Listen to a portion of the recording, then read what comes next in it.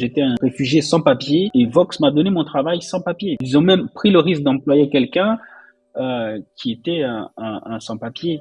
Et d'ailleurs, c'est plus tard là aussi que me découvrira BBC. L'argent m'intéressait, mais je savais qu'il fallait pas mettre des gros yeux là-dessus parce que je savais que je ne valais pas encore grand-chose, même si je venais de faire une émission qui rapportait beaucoup d'argent. Mais je connaissais très bien ma place et je savais qu'il fallait y rester en attendant un jour de se faire suffisamment un nom. Et Jules Domché, je me rappelle toujours de ça, il m'avait dit je pense que tu as du talent et je vais te donner la chance. Je vais te donner ta chance de le prouver. C'est pour ça que je parlais de gens qui m'ont fait confiance, même quand moi-même j'avais pas confiance. Donc quand il y a des gens qui me regardent et disent mais ça c'est qu'un gamin, on va pas lui mettre un aussi grand projet avec un visage d'un gamin pareil. Lui il disait moi je sais que tu as du talent. Voilà, il faut que tu le prouves.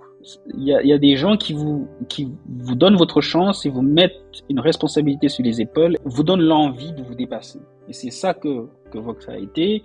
Et c'est aussi là que les gens m'ont découvert pour la première fois. Et d'ailleurs, c'est plus tard là aussi que me découvrira BBC, puisqu'ils me connaissaient nulle part ailleurs. Et moi, je ne connaissais personne. J'étais un réfugié sans papier. Et Vox m'a donné mon travail sans papier. Donc, ils ont même pris le risque d'employer quelqu'un qui était un sans-papier. J'étais un réfugié. Donc, j'étais un apatride en plus. Donc, je n'avais même pas de papier. On nous appelait des enfants fantômes parce qu'on n'existe dans aucun registre, dans aucun pays.